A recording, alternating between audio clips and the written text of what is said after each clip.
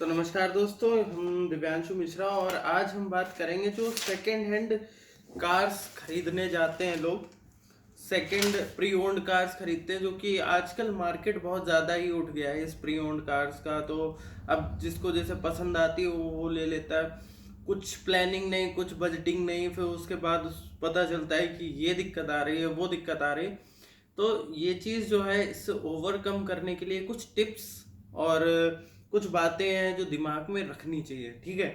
तो पहली चीज़ क्या होती है कि आप अपनी बजट को फिल्टर आउट करें कि बजट क्या है, ठीक है। अगर आप 5 लाख की लेने जा रहे हो, 6 लाख की लेने जा रहे हो, 10 लाख की लेने जा रहे हो, बजट क्या होना चाहिए, आपकी नीड्स क्या होनी चाहिए, आपके फैमिली मेंबर और कौन कौन से मेंबर्स आपके साथ रहते हैं, कितने हैं कितने नहीं हैं। जैसे आपको एक हैचबैक की ज़रूरत है और आपने एसयूवी या एमयूवी ले ली, तो उसमें क्या है कि खर्चा ज़्यादा होना है, ठीक है, फालतू का।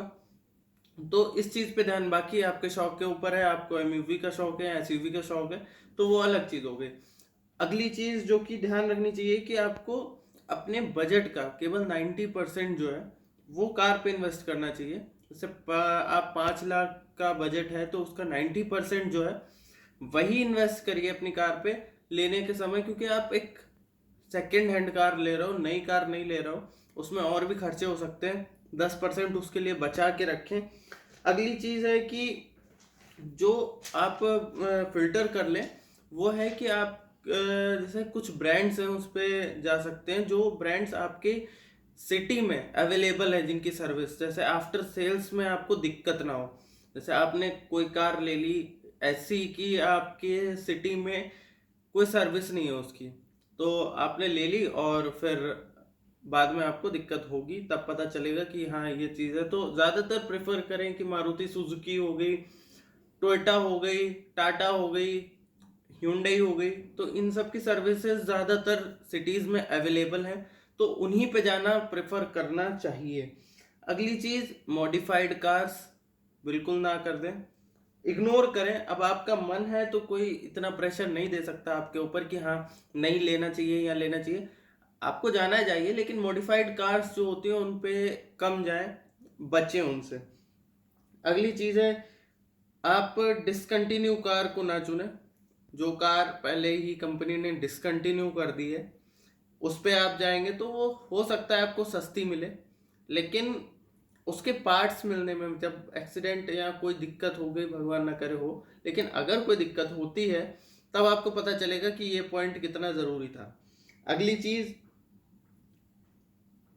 एक सिंगल ओनर की कार लेना ज़्यादा प्रेफर करना चाहिए थर्ड ओनर या सेकंड ओनर की बजाय। अगर आप कार लेने गए हो तो आप उसमें आप चेक कर लो कि कितने ओनर हो चुके हैं इसके। जैसे आपने कार लेने गए, वहाँ पे आप चेक किया सेकंड ओनर कार है या थर्ड ओनर कार है, तो उन सब चीज़ों से बचें, क्योंकि उन कारों में ज़्यादातर ऐसा हो सकता है कि कोई ना कोई दिक्कत हो जिस वजह से ये कारें इधर से उधर टहल रही हैं। तो अगला पॉइंट जो होता है कि आप खरीदें कहाँ से कार, ठीक है। बहुत सारी जगह होती हैं, कंफ्यूजन होता है कि कौन सी जगह सही है। तो पहली जगह जो होती है कि आप किसी जानने वाले या कोई दोस्त या किसी रिश्तेदार से कार खरीद लेते हैं, तो ये एक ये पॉइंट हो गया। अगला पॉइंट हो गया ब्रोकर या डीलर से खरीदना। जैसे कोई अलग अलग डीलर्स होते हैं या ब्रोकर होते हैं जो कार्स खरीदने और बेचने का ही काम करते हैं। तो अगली चीज़ होती है कार्स कंपनी के द्वारा कुछ डीलरशिप होती है, जैसे कि कार मैन्युफैक्चरर, जैसे मारुति सुजुकी का ट्रू वैल्यू और महिंद्रा का जो होता है फर्स्ट चॉइस करके आता है, तो इन पे भी आप जा सकते हो। तो इसमें से बेस्ट कौन सा होगा, बेस्ट यही होगा कि आप किसी जानने वाले के पास से लो, जो आपका जानने वाला हो या रिश्तेदार हो, तो उससे लें। अगर सेकेंडरी आप लेना चाहें तो आप ऑनलाइन चेक करें और ओनर से डायरेक्टली जाके मिलें, क्योंकि वो इतने ट्रेंड नहीं होते हैं, आपको उतना चीट नहीं कर पाएंगे। नेक्स्ट जो आप जा सकते हो वो आप जा सकते हो, ये मैन्युफैक्चरिंग जो कंपनी होती है, इनकी ट्रू वैल्यू, फर्स्ट चॉइस, ये जो भी होते हैं इनके पास जा सकते हो, वहाँ पे आप थोड़ा सा सेफ रहेगा। फिर लास्ट जो चीज़ होती है वो डीलर या ब्रोकर, क्योंकि ये ट्रेंड होते हैं ज़्यादातर, ये कुछ ना कुछ घपला कर देते हैं और सुनने में आता है ज़्यादातर जो घपले होते हैं वो ट्रेंड लोगों से ही होते हैं, जो कि ब्रोकर और या डीलर होते हैं। तो अगली चीज़ होती है कि अब आपको पता चल गया कि कार किससे लेनी है, ठीक है। अब आपको कार की इंस्पेक्शन करनी है। कार की इंस्पेक्शन कैसे करें, ठीक है, क्या क्या चीज़ें देखनी है, क्या क्या चीज़ें नहीं देखनी है। तो पहले सबसे तो किसी को लेके जाए, साथ में कोई भी लेके जाए, शायद मैकेनिक को ले जाए या कोई दोस्त जो जानकार हो, और ना भी हो तो एक से भले दो होते हैं, तो लेके जाएं। बाकी रात या शाम के टाइम पे कार देखने कभी मत जाएं, बहुत सारी चीज़ें जो होती हैं वो उसमें नहीं दिखाई देती। अगली चीज़, आप पेंट चेक कर लें कि ये दोबारा हुआ हुआ तो नहीं है। जो दोबारा पेंट होता है वो आपको पता लग सकता है। आप कार को साइड से देखें तो उसकी शाइन्स है वो अनइवन होंगी, ठीक है। कहीं पे थोड़ा सा आप जो बीच की दरारें होती हैं उनमें करें, अनइवन होगा, और आपको देखने में पता चल जाएगा कि ये अनइवन है, ठीक है। कई कई बार ऐसा होता है कि कुछ पैचेस पे ही होता है, पूरी कार पे नहीं होता, तो वहां पे आप चेक कर लो, वो दिख जाएगा। और अगर दिख जाए तो उसका वजह पूछ लीजिए कि क्यों हुआ, कोई बड़ा एक्सीडेंट या कुछ तो नहीं हुआ इस कार के साथ। अगली चीज़, अगर आपको स्क्रैच या डेंट्स दिखें तो प्लीज़ उसे पहले ही अवॉइड कर दें, वो ज़्यादा बेटर होगा। बाकी आप एग्जॉस्ट जो है, पहली चीज़, इसके अलावा मैं एक चीज़ ये बताना चाहूँगा कि आप जब कार देखने जाओ ना, तो पहले सबसे आप ये करो कि सुबह जितनी जल्दी हो सके कार देखने जाएं। क्योंकि क्या होता है ना, कार की फर्स्ट स्टार्ट जो हो वो आपके सामने हो, ये ज़्यादा मतलब प्रेफर करें आप। क्योंकि कभी कभी होता है कि पहली बार तो धक्का मार के स्टार्ट हो जाती है, पूरे दिन चलती रहती है, सेल्फ स्टार्ट लगता है। अगली चीज़, जब गाड़ी स्टार्ट हो आप उसके एग्जॉस्ट को देखें, ज़्यादा धुआं तो नहीं निकल रहा है गाड़ी में से, ये चीज़ नोटिस करने वाली होती है। अगर ज़रूरत से ज़्यादा धुआं निकल रहा है तो फिर दिक्कत है कार में, अवॉइड करें उसको। बाकी लीकेज चेक करें, बोनट खोल के उसके बैटरीज का लीकेज और इंजन ऑयल का लीकेज। नीचे जहाँ पे कार खड़ी है, अगर कुछ देर खड़ी है उसके बाद आप उसको जगह को देखो, वहाँ पे तो कोई लीकेज नहीं है, तो ये चीज़ आप चेक करें, ठीक है। अगली चीज़ आप चेक कर सकते हो टायर्स। पहले मैं आपको बता दूं, ओडोमीटर चेक करना। ओडोमीटर आप ऐसे नहीं चेक कर सकते हो, क्योंकि जो प्री ओन्ड कार्स की जो मार्केट है उसमें बहुत ज़्यादा टेम्परिंग होती है ओडोमीटर की। और ये टेम्परिंग मतलब आसानी से नहीं समझ सकता कोई भी इंसान। लोग कहते हैं ये बड़ी बड़ी लग्जरी कार्स हैं, इसमें नहीं हो सकती, तो हर चीज़ में हो सकती है टेम्परिंग। ये चीज़ आप ध्यान रखें कि क्या है क्या नहीं है। इसमें कुछ ट्रिक्स हैं, जो टिप्स हैं, मतलब आप समझ सकते हो कि हाँ ये हो चुका है या नहीं हो चुका है। पहले सबसे जो चीज़ है वो आप देखें कि इसके टायर्स टायर्स जो है नॉर्मली 40 से 50 हज़ार किलोमीटर चलने के बाद हल्के से घिस जाते हैं, ठीक है। अब आप अगर देखें कि आपकी रीडिंग कम है और टायर्स जो है बिल्कुल घिसे नहीं, नए हैं, तो आप समझ जाओ कि ये ज़्यादा चली हुई है और टायर चेंज करा दिए गए। अगली चीज़, आप उसके पैडल्स चेक कर सकते हैं, एक्सीलेटर पैडल और ब्रेक पैडल, वो भी घिस जाते हैं टाइम के साथ। अब आप अगर देखो कि गाड़ी चली है 30 40 50 हज़ार किलोमीटर और वो कुछ ज़रूरत से ज़्यादा घिसे हुए हैं, तो भी आपको अंदाज़ा लग सकता है कि इसके साथ टेम्परिंग हो रखी है। बाकी आप सर्विस रिकॉर्ड चेक कर सकते हो। सर्विस रिकॉर्ड कैसे चेक कर सकते हो, आपको पूरा, अगर कंपनी के थ्रू सर्विसेज हुई हैं सारी, तो उसका पूरा सर्विस रिकॉर्ड होगा। और अगर बंदा सामने वाला बोलता है कि नहीं हमने बाहर लोकल मैकेनिक से ही हमेशा सर्विस कराई है, तो उसको प्लीज़ इग्नोर कर दो उस कार को।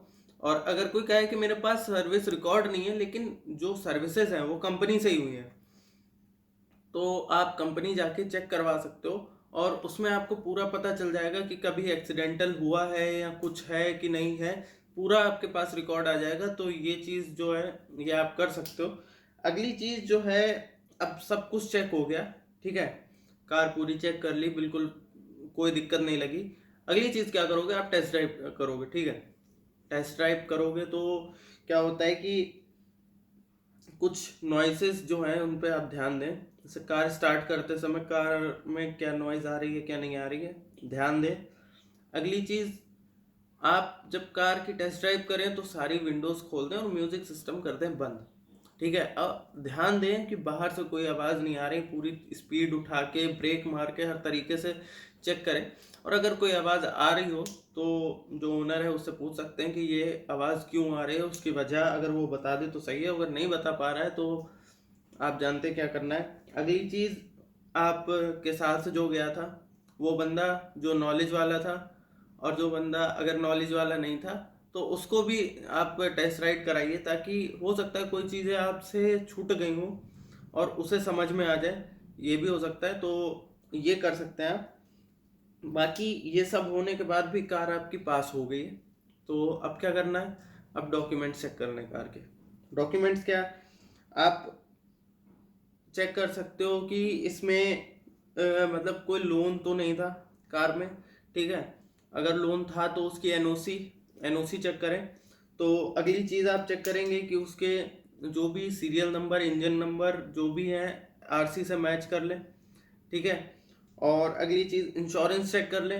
जो इंश्योरेंस हो एटलीस्ट 1 महीने का हो, ताकि आप ट्रांसफ़र वगैरह करा सकें सही टाइम से। बाकी जो आरसी होती है उस पर कलर भी लिखा होता है कि कार का एक्चुअल कलर कौन सा है। अगर उस पर कलर चेंज है तो आपको पता चल जाएगा कि हाँ पेंट हुई हो रखी है। मैं रिकमेंड करूँगा कि अगर जब आप कार चेक करते हो तो ध्यान रखें कि अगर आपके साथ मैकेनिक हो तो ये सब उस पर छोड़ दें, और मैकेनिक होना चाहिए जो आपके जानने वाला हो, ना कि उस डीलर का जानने वाला। क्योंकि अगर डीलर का जानने वाला है तो फिर तो कोई दिक्कत आनी नहीं है कार में, वो तो आपको बाद में पता चलेगा। गियर बॉक्स ज़रूर चेक करें उसका। अब गियर बॉक्स क्या है कि ऐसे नहीं पता चलेगा, 20 30 40 किलोमीटर चलाने के बाद भी नहीं पता चलेगा, उसमें बाद में अटकन आती है थोड़ी बहुत। तो ये सब चीज़ें चेक करने वाली होती हैं, आप प्लीज़ चेक करें। बाकी लास्ट में जो सब कुछ पास हो गया, सब कुछ परफेक्ट है, तो आप प्राइस निगोशिएट कर ले, ठीक है? वो आपका मानवीय अधिकार है, क्योंकि आपकी जो सेकंड हैंड कार है उसका कोई प्राइस नहीं होता, वो जो ओनर बेचेगा वही प्राइस है उसका। तो आप कर सकते हो मोल भाव, और उसमें हो सकता है कि आप पास हो जाओ। और अगर आपको मोल भाव नहीं आता है तो रिकमेंड करेंगे कि किसी ऐसे जानने वाले को लेके जाओ जो करने में सक्षम हो और अच्छे से कर दे। तो फिर उसके बाद आप कार खरीद लेंगे, घर ले आएंगे, चलाएंगे, टेस्ट करेंगे जो भी है।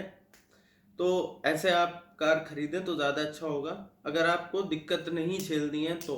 क्योंकि कई बार होता है कि आप जल्दबाजी में कार देख के, आपको मतलब कार देख के पसंद आ गई है, ठीक है, ये अच्छी दिख रही है, बहुत प्यारी लग रही है, तो आप अगर उस पर मर गए तो बाकी तो दिक्कत हो ही गई, ठीक है? सब कुछ चेक करने के बाद देखिए, प्री ओन्ड कार्स ऐसी होती हैं जिन पे हर चीज़ चेक करनी पड़ती है, उस पर कोई क्वालिटी चेक का ठप्पा नहीं लग के आता, क्योंकि वो नई कार नहीं है, वो सेकंड हैंड कार है। 60 70% लोग इसीलिए बेचते हैं क्योंकि उन्हें उस कार से कोई ना कोई दिक्कत होती है। बाकी के कुछ लोग होते हैं जो ऐसे ही बेचते हैं, ठीक है? लेकिन ज़्यादातर लोग दिक्कत के बाद ही बेचते हैं। और हो सकता है आप, एक चीज़ मैं और रिकमेंड करूँगा कि ध्यान दीजिए कि गाड़ी जो है, जो मतलब बहुत कम चली हुई हो ज़्यादा टाइम में, उस पे मत जाएं, ठीक है? और जो बहुत ज़्यादा चली हो, 1 साल के अंदर 25 30 हज़ार किलोमीटर चली हुई है, उस पे भी ना जाएं, मैं रिकमेंड नहीं करूँगा। बाकी आपकी सोच है, आपकी समझ है, और बाकी आपका मन है, जिस पे जाना चाहें आप जा सकते हो फ्रीली, ठीक है? ये कुछ टिप्स और ट्रिक्स थे जो मैं बता सकता था, तो मैंने शेयर कर दिया। और बाकी अगर वीडियो अच्छा लगा हो तो लाइक कर दें, और अच्छा लगा हो तो सब्सक्राइब भी कर दें, और ज़्यादा अच्छा लगा हो तो शेयर भी कर दें। बाकी मिलते हैं अगली वीडियो में नए टॉपिक के साथ। नमस्कार।